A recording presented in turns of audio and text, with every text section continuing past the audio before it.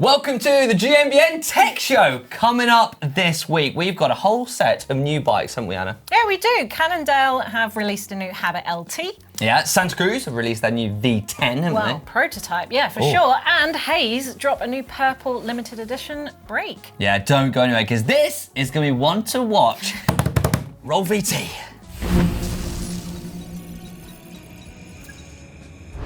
And we are joined by GCN presenter James Losley-Williams, aka Hank. Yes. You may know him from such videos as Can a Roadie Ride Down, no, a Black Run?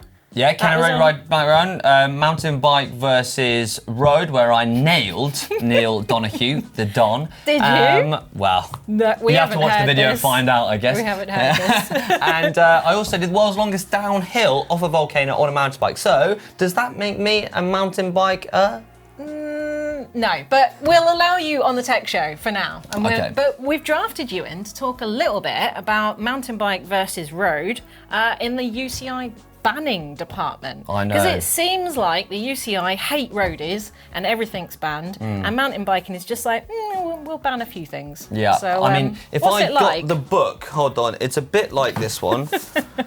This That's the banned list. is the banned list for road. I mean, literally, I could reel off a number from socks to bar width to covering your holes, all of them, to, yeah. you know, like I literally could go on and on. But Yeah. I want to hear first what you and the mountain bike team have got banned, and then I will see if we've got more.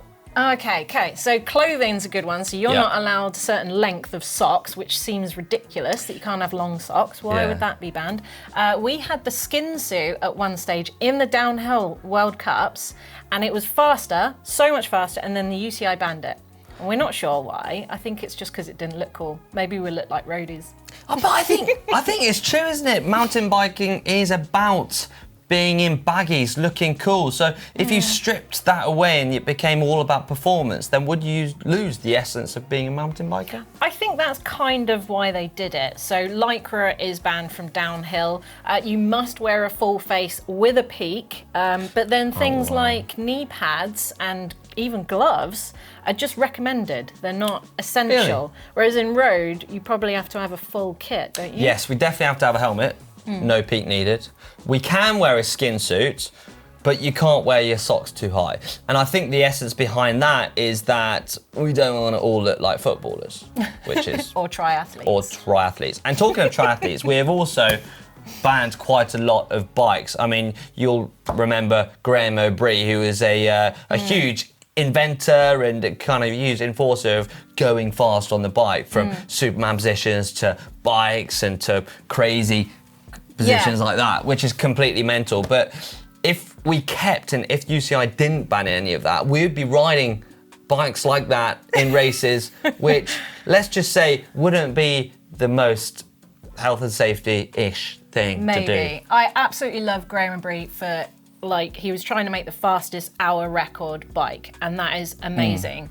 But you're right, perhaps the technology bringing over to normal worlds and having normal people ride those bikes just probably wouldn't be legit. It just wouldn't work, and I think the UCI is there to basically, you know, in my mind, to, you know, create parameters. Yeah. This is the word I'm looking for. And you can then, you know, use those parameters to make the fastest kit or whatever it is, but it doesn't lose the essence of the traditional sport. You know, you don't want to lose that essence of what it is to be a cyclist. And I think you could go completely mental and we could all be riding spaceships if we were so inclined. Maybe, but is it hampering progress? Because I think one of the banned things in road is like a minimum weight. So there's a 6.8 kilos, I think it is the minimum. Like, is that hampering like development of like better road bikes, of faster road bikes? I think that's a very good point. I think, like, if you're looking into the bike, yes, we want the traditional diamond frame because as a traditionalist, I think it looks cool. But when you're going down to the minuscule ounces of what the bike's weight is, you know, the UCI's there to also create health and safety, and if you went too low, are you just making a bike dangerous to ride? So I guess that's another thing that was banned this year. For you guys, it was the Super Tuck. Yes. For us, it was the puppy paws, so you can't like rest I on do here that all the and time. not be on your handlebars, Yeah. which I did at the beach race Yeah. with Manon. I saw. Because it was not UCI. Bold clip. It was allowed. Yeah, they were good puppy paws, to be fair. Yeah, well, it was I got an extra 2 kilometers an hour faster just by dropping into that. So it was faster, but you're right, perhaps not particularly safe.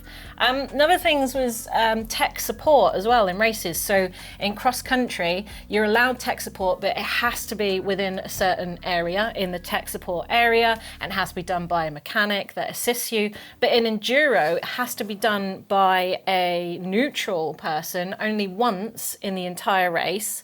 And if you want to replace or repair anything, you have to seek request, and then you get a 5-minute penalty on your time overall just for changing something. That's one thing I didn't know, but I guess that makes it more competitive, the racing, because it means that you have to, I guess like Formula 1, you have to look after your tyres because you only, you get a certain amount of tyres to change, etc., etc. It's a similar kind of thing. Otherwise, you would ride your bikes harder, you would basically, jam into every rut possible. But if you knowing that you only, it's difficult, it's made it harder to change those aspects of your bike, then maybe you would ride differently and it maybe keeps the flow of the race. Yeah, maybe. Anyway, I should be on the UCI really. Yeah, maybe. Well, maybe we should throw this over to the viewers and ask them. Yeah. Do you think UCI banning things is necessary? Do you think it's hampering technological progress? What do you think? Let us know down in the comments below and let's start up the debate. Yeah, let's get in there because this book is way too big. This week's news, we've got 3 bikes for you, and I've got to say, this is pretty breaking news.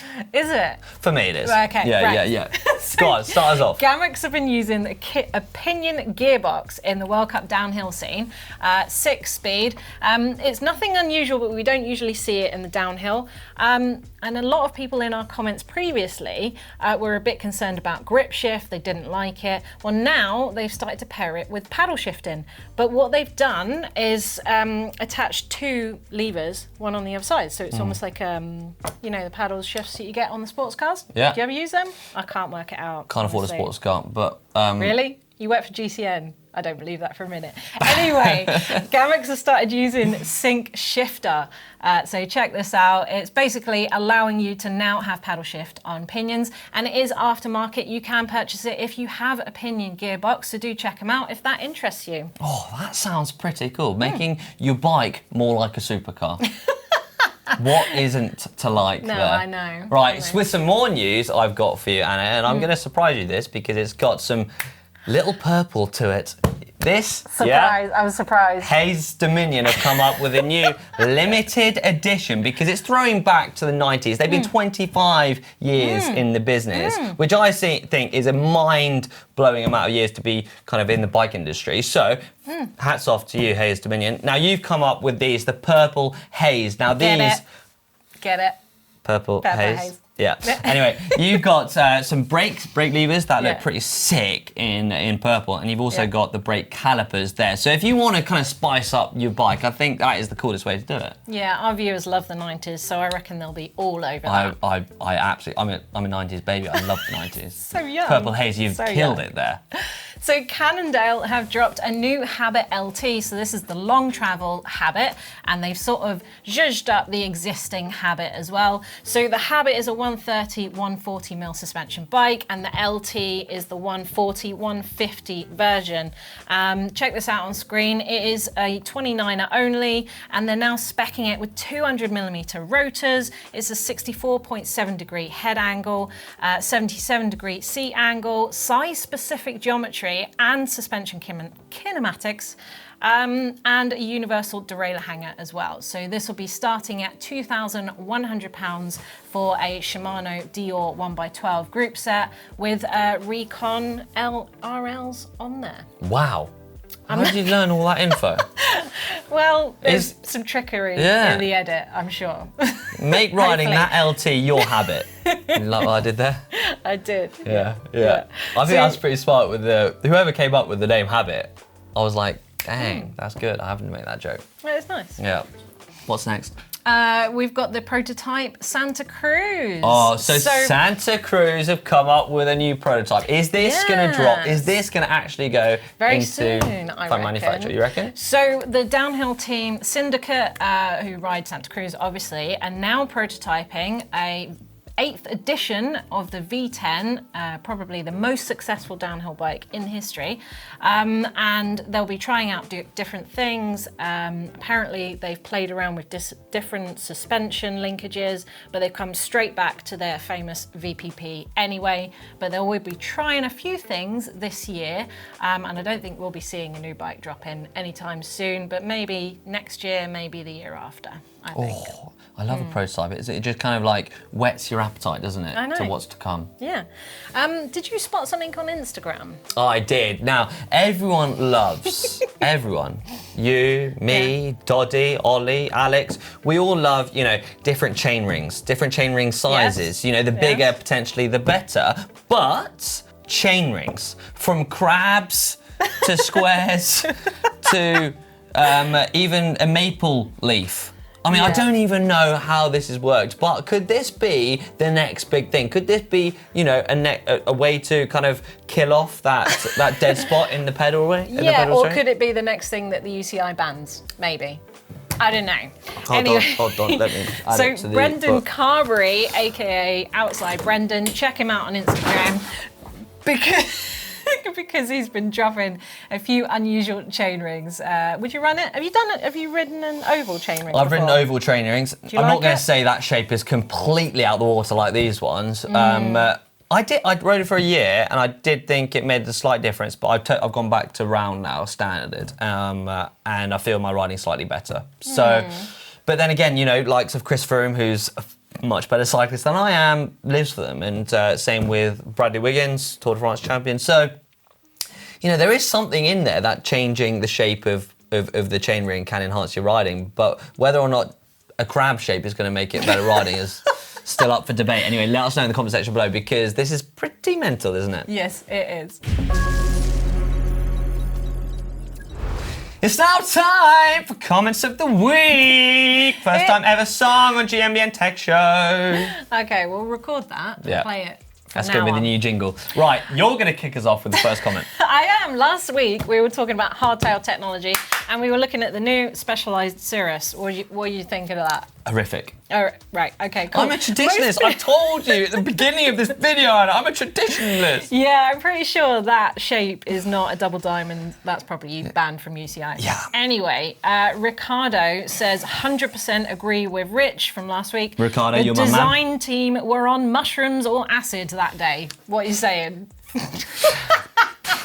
I mean, design team, let us know in the comment section below if you were or not. Anyway, moving straight and swiftly on, Brandon Becker. Yeah? The new Cirrus design is quite divisive, but it looks wild, different, and I love it. Ooh. I think it looks great, especially in person. I test rode the Cirrus X 5.0 and ended up buying one. There you go, Brandon. There's a convert right there. That is a convert right there. Hope you enjoy your riding. Whatever bike you're riding, as long as you're out there and riding, is all good with us. OG MTB said the most recent GT Zaska use a floating seat stay in their triple triangle frames that offer a fair bit of flex to soften the ride.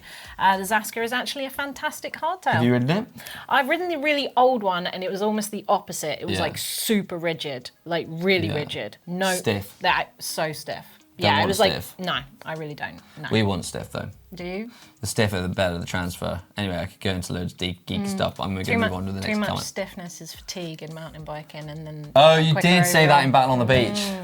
Too fatiguing. Yeah, okay, too fatiguing. Right. Anyway. Thunderstruck MTB. As a rider of hardtail, my only bike, I simply want a design and built hardtail. I don't want anything emulating rear suspension in any way, because if that's something I was after, I would just buy full suspension. Oh, there you harsh go. words there, yeah. Fair play, fair play. Mic drop. Brick Shots TV says, seems that the intention of these new designs is to probably bridge the gap between hardtail and full sus, but in terms of affordability and function, they almost seem experimental, but they look kind of fragile, maybe. Don't know. It does look kind of fragile, doesn't it? I don't know if you can say that until it starts breaking. Yeah, I mean, true. From a true tech person.